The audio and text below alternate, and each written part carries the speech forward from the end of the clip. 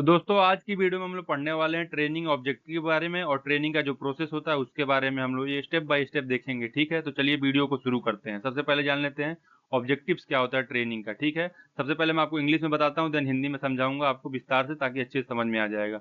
Training objective are specific goal that guide the development and implementation of training programme.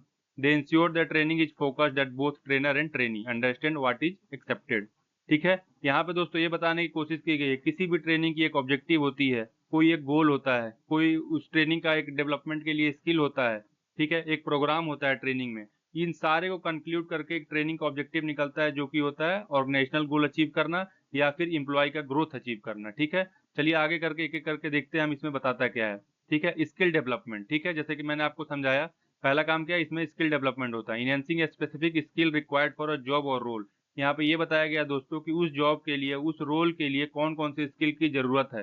ठीक है, दूसरा है knowledge enhancement, increase knowledge about certain topic, process और tools. यहाँ पे ये बताया गया किसी भी चीज के बारे में आपकी नॉलेज को इंक्रीज किया जाता है ट्रेनिंग में। जैसे कि कोई टॉपिक अगर बताया जाएगा तो आप अगर नहीं जानते होंगे तो उसके बारे में आपको बताया जाएगा, कोई प्रोसेस होगा वो बताया जाएगा, कोई न्यू मशीन होगी उसको कैसे यूज करना है, उसको कैसे चलाना है, कोई टूल्स होगा उसको भी बताया जाएगा। तो इससे क्या होगा, आपका नॉलेज भी इनहेंस होगा।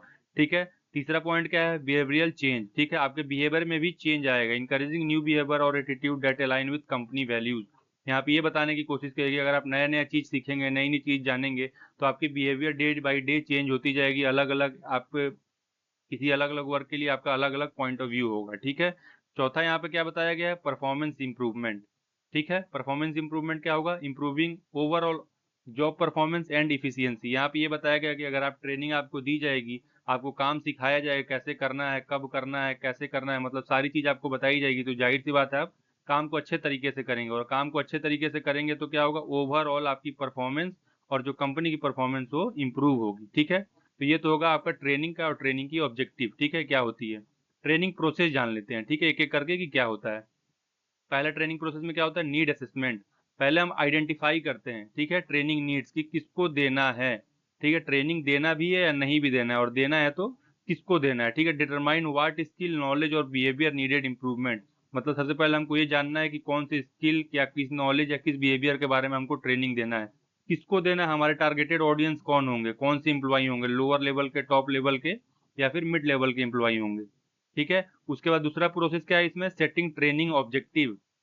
हमको सबसे पहले ये पता कर लेना है कि किसको देना है। ठीक है, उसके बाद हमको ट्रेनिंग का ऑब्जेक्टिव सेट करना है कि इस ट्रेनिंग का ऑब्जेक्टिव क्या है। सपोज दैट कि किसी कंपनी में कोई नई मशीन आई है, उसके लिए 20 लोगों को ट्रेनिंग दिया जा रहा है, तो ऑब्जेक्टिव क्या हो जाएगी उसकी, कि न्यू मशीन के बारे में बताना उस ट्रेनिंग का ऑब्जेक्टिव हो जाएगा कि कितने लोग जान रहे हैं। ठीक है, तीसरा इसमें क्या है, डिजाइनिंग द ट्रेनिंग प्रोग्राम। ठीक है, उसके बाद हमको क्या करना है, जो भी ट्रेनर आएगा वो डिजाइन करेगा कि आपको ट्रेनिंग कैसे देनी है, कौन से मेथड में देनी है, मोबाइल पे देना है, वर्क फ्रॉम होम देना है, ऑन द जॉब देना है, कैसे आपको ट्रेनिंग को देना है। वो पूरा प्रोग्राम बनाएगा, एक प्लान बनाएगा कि ऐसे ऐसे आपको ट्रेनिंग देंगे, step by step, step by step. जैसे कि आप सब डिफेंस में देखते होंगे, एक दिन की ट्रेनिंग होती है रनिंग, अगले दिन एक्सरसाइज, ऐसे कर करके उस ट्रेनिंग प्रोग्राम को बनाया जाता है। उसका ट्रेनिंग प्रोग्राम बन जाएगा तो क्या होगा, आपको इम्प्लीमेंट कर देना है। ठीक है, आपको क्या मतलब, जो ट्रेनर होगा वो इम्प्लीमेंट करेगा जो भी प्रोग्राम बनाएगा। ठीक है, deliver the training using chosen method, whether it in person, online और ब्लेंडेड। ठीक है, जैसे भी उसको ट्रेनिंग देना है, ऑनलाइन देना है तो ऑनलाइन देगा, अगर कोई और मेथड देखना होगा तो किसी और मेथड से देगा, और आपको ये ट्रेनिंग दे देगा। ठीक है, उसके बाद ट्रेनिंग देने के बाद काम नहीं खत्म हो जाता है, क्या होता है, इवेल्युएशन, कि जो ट्रेनिंग दी गई है क्या सही दी गई है या गलत दी गई है। Assess the effectiveness of training through feedback, test और परफॉर्मेंस। टेस्ट लेना है आपको, उनका परफॉर्मेंस देखना है, काम कर पा रहे हैं नहीं कर पा रहे हैं, उनका फीडबैक लेना है। इससे आप क्या करेंगे, इवेलुएट करेंगे कि आपकी जो ट्रेनिंग थी वो सक्सेसफुल रही या नहीं रही। ठीक है, तो ये तो आपके हो गए प्रोसेस किसके, ट्रेनिंग के।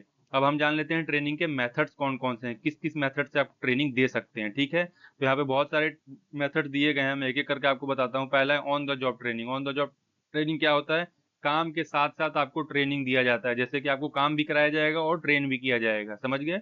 ये होता है on the job training. Classroom training, ठीक है, क्लासरूम से ही आपको समझ रहे हो कि आप एक क्लासरूम में बैठेंगे, वहां पे आपको ट्रेन किया जा रहा होगा कि इस काम को ऐसे करना है, इस काम को ऐसे करना है, मतलब सारे काम को बताया जा रहा होगा पर्टिकुलर। वो ट्रेनिंग एक हो गई। दूसरा ई लर्निंग, मतलब ऑनलाइन ट्रेनिंग प्रोग्राम जो चलाया जाता है, जैसे कि अभी चैट जीपीटी आया हुआ था मार्केट में, तो चैट जीपीटी को कैसे यूज करना है, किसी भी चीज को कैसे यूज करना है, वो चीज बताना, वो ऑनलाइन ही पॉसिबल थी और ऑनलाइन ही दी गई। ठीक है, तो एक ये भी मेथड है आपका। तीसरा चौथा क्या है, वर्कशॉप एंड सेमिनार। बहुत सारी कंपनियां क्या करती हैं, वर्कशॉप और सेमिनार अटेंड करा मतलब चालू करवाती हैं और बहुत सारे लोग अटेंड करते हैं उसको, ताकि उनसे कुछ सीखने को मिल जाए। तो ठीक है, तो ये भी एक मेथड है ट्रेनिंग देने का लोगों को। ठीक है, उसका अगला जो मैंने पॉइंट यहाँ पे लिखा है, वो लिखा है मेंटरशिप एंड कोचिंग। ठीक है, मेंटरशिप करके और कोचिंग दे के भी आप ट्रेनिंग करवा सकते हैं। कैसे? Personal training where more experience employ guide and support the learning for another. Suppose that किसी भी कंपनी में बड़े बड़े पोजीशन पे एम्प्लॉय बैठे हुए, तो एक ही दिन में बड़े बड़े पोजीशन पे नहीं बैठ जाते हैं।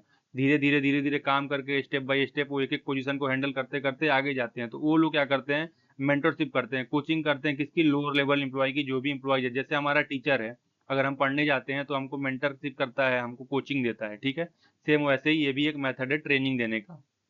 ठीक है, उसके बाद क्या है दोस्तों, केस स्टडी और रोल प्लेइंग करके। बहुत सारे जगह देखे होंगे आप, स्किल डेवलपमेंट के लिए रोल प्लेइंग किया जाता है, अलग अलग चीज बताने उतारने के लिए। तो वैसे भी आप इस तरह से ट्रेनिंग कर सकते हैं। और केस स्टडी का मतलब यहाँ पे क्या है, एनालाइजिंग रियल और hypothetical scenario to apply theoretical knowledge in practical situation.